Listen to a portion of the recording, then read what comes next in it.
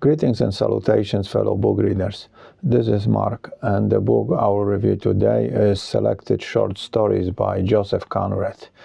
Before we continue, this is personalized limited edition of Selected Short Stories with leather cover designed and made by me.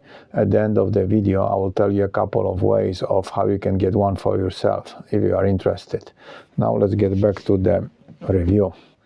Selected Short Stories is a collection of Joseph Conrad's short fiction, and this edition also includes Conrad's last novel, The Rover. There isn't much I can say about Conrad I have not said before in the other reviews, so I will reiterate a bit about him. Joseph Conrad is one of my favorite writers. I like his writing style and the curiosity about the dark, often hidden side of individuals. I think his childhood experiences and some later events he witnessed during his travels made him lose faith in the general goodness of humanity. The belief in a supernatural source of evil is not necessary. Men alone are quite capable of every wickedness. Conrad was born in the Polish part of the Russian Empire in a family of revolutionaries. Both his parents died quite young as the result of their revolutionary activities. Traumatized, young Conrad left Poland, probably not wanting to end like his parents, and joined the French and later the British Navy. Traveling the world at the peak of European colonial exploitations, late 19th century, further deteriorated his faith in people, the goodness of their intentions, and showed him that most of us are driven by self-gratification, trying to achieve it by any means possible, and often disregarding the negative consequences of our actions on others. After abandoning the sea, Conrad dedicated himself to writing. Perhaps it was a kind of therapy. By putting his feelings on paper, he tried to put some distance between himself and his emotions.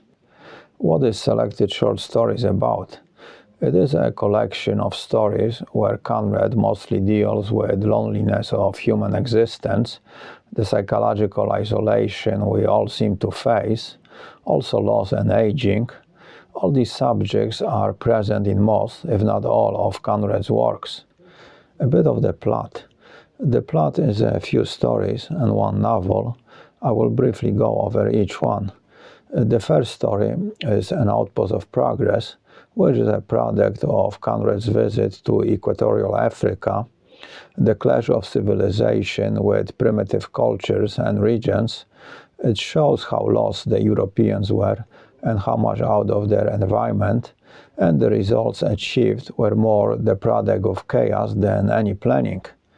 The story is a personification of the institutional colonization of Africa. The two protagonists are two white men working for an ivory trading company. They are running an outpost lost somewhere in Central Africa and seem highly clueless and largely incompetent, and their predicament somewhat comical, even though they are tragic. For them, an impossible task. To grapple effectually with even purely material problems requires more serenity of mind and more lofty courage than people generally imagine. No two beings could have been more unfitted for such a struggle. They were like those lifelong prisoners who, liberated after many years, do not know what use to make of their freedom. They did not know what use to make of their faculties, being both, through want of practice, incapable of independent thought. One of them is described as fat and the other skinny, and it made me think of Oliver and Hardy, the famous early 20th century comedy duo.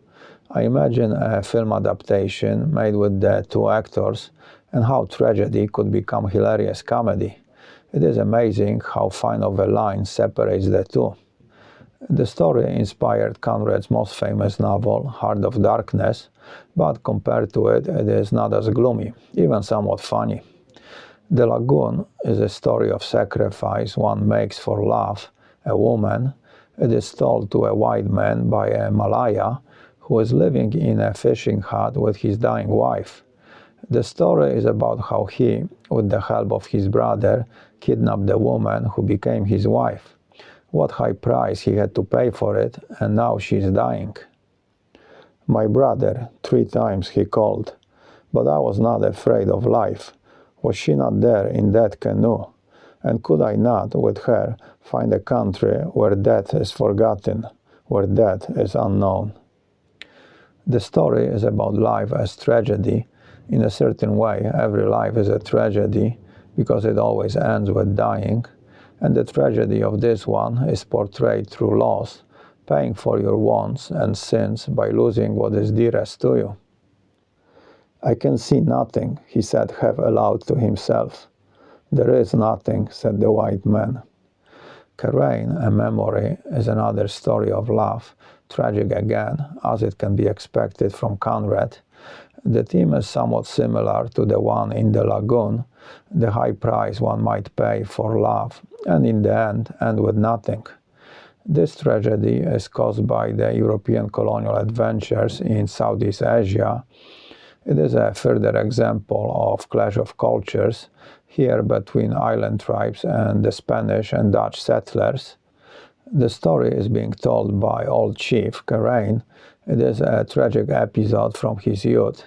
A woman, promised to a local man, Matara, and secretly loved by Karain, is taken by a Dutch trader.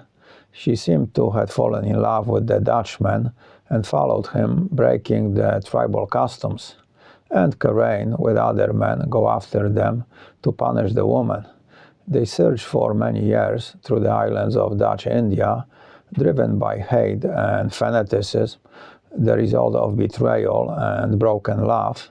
Finally, they find the Dutchman and the woman, and Matara tells Karain to kill the man, and he will kill the woman to clean himself of the dishonor she put on him. I shall creep close, and then a mug, let her die by my hand. You take aim at the fat swine there.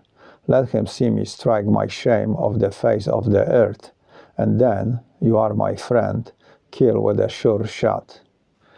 And at this moment, Karain needs to decide between killing the woman he loves or his friend. It is a story of love and friendship, and one betraying the other. And this is the conflict that many people face in their lives. Often they have to choose one or the other, and metaphorically kill one. The story is a confession of an old sin by the old Karain, something he needed to get off his chest, probably to find some redemption for his soul, and die peacefully. It is beautifully written, with slow and poetic, even mesmerizing prose. And looking at his rigid figure, I thought of his wanderings, of that obscure odyssey of revenge, of all the men that wander amongst illusions, of the illusions as restless as men, of the illusions faithful, faithless, of the illusions that give joy, that give sorrow, that give pain, that give peace, of the invincible illusions that can make life and death appear serene, inspiring, tormented, or ignoble. Conrad was pretty romantic, in spite of his dark opinion about humanity. Maybe he thought the love he desired was not possible for man, the creatures he spent his life observing. Youth narrative is one of the first stories written by Conrad. The narrator is Marlowe, who can be assumed to be the alter ego of Conrad. Marlowe also narrates Heart of Darkness and Lord Jim. The plot is Marlowe's first sea journey on board of a British merchant ship heading for Bangkok. The ship carries a cargo of coal, which ignites, and for the whole journey, the crew tries to get the slowly burning fire under control and put it out. And that's the basic plot. The story is a memory of youth, being young and inexperienced, and the fears and exaggerations this brings, but also it is a time of hope when everything seems possible. Oh, youth, the strength of it, the fate of it, the imagination of it. I think of her with pleasure, with affection, with regret, as you would think of someone dead you have loved. I shall never forget her. The prose is beautiful, as in all of Conrad's writings, but it also is easy to understand, probably because Conrad didn't yet have the confidence in his ability to write English and preferred to stick to the basics. Emmy Foster is another of Conrad's earlier stories. It is about a young man, Janko, from the Carpathian Mountains, who on his way to America is shipwrecked on the English coast. He is lost and confused, doesn't speak English, and the locals are hostile toward him. Not being able to communicate with him, find him strange and savage. The only person who shows him any kindness is a young woman, Emmy Foster. She herself feels somewhat out of place, and because of it is able to empathize with Janko. Over time, Janko learns the language, and some people warm up to him, especially Emmy Foster, who becomes his wife, but others never accept him. Conrad says they became used to seeing him, but never to him. Janko maintains some aspects of his native, foreign to the villagers' culture. He prays in his language and dances his native dances, and when he becomes sick, he babbles in his native language, and this alienates him from everybody, even from Emmy, who becomes afraid of him. Because she is a simple, uneducated person, somewhat superstitious, and there are parts of her that cannot be changed. She is a part of the society she lives in, and this influences her view of the outside world, including Janko. He was different, innocent of heart, and full of goodwill, which nobody wanted, this castaway that, like a man transplanted into another planet, was separated by an immense space from his past and by an immense ignorance from his future. The story underlines the struggle of immigrants, especially when dealing with more ignorant locals. That's why immigrants often are drawn to their own people and form ghettos. The situation have improved somewhat, but now the overwhelming numbers of new arrivals are creating another conflict and bringing out xenophobia. The story seems very personal, and it probably is a reflection of Conrad's own struggles as an immigrant in England. After Emmy has a child with Janko, she becomes distant, focused on her child, and afraid for his well-being. She thinks she needs to protect it from Janko, his strange habits. Maybe that's how Conrad felt in England, being strange and not wanted, and even people who seemed sympathetic to him, he thought the feeling might be superficial, present because they wanted something from him. And once they got it, they would feel toward him the way the others did. There is a 1997 adaptation of the story with Rachel Weisz as Emmy Foster. It is a decent film to see it, but I think it is a deception as the interpretation of the Conrad story. Hollywood got in the way. An Anarchist is about a convict in French Guiana. I call him Crocodile because he lives half in, half out of the creek. Amphibious, see? There is nothing else amphibious living on the island except crocodiles, so he must belong to the species, eh?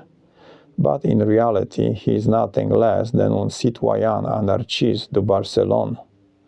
The narrator, who is aboard a ship, wants the captain to explain why they call the man an anarchist, and later he has a conversation with the presupposed anarchist, and according to him, he was nothing more than a victim of circumstances and got sucked into anarchy by events out of his control, and further coincidences sealed his fate as a criminal.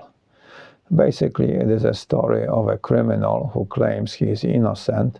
It is rather unusual to meet a criminal who doesn't.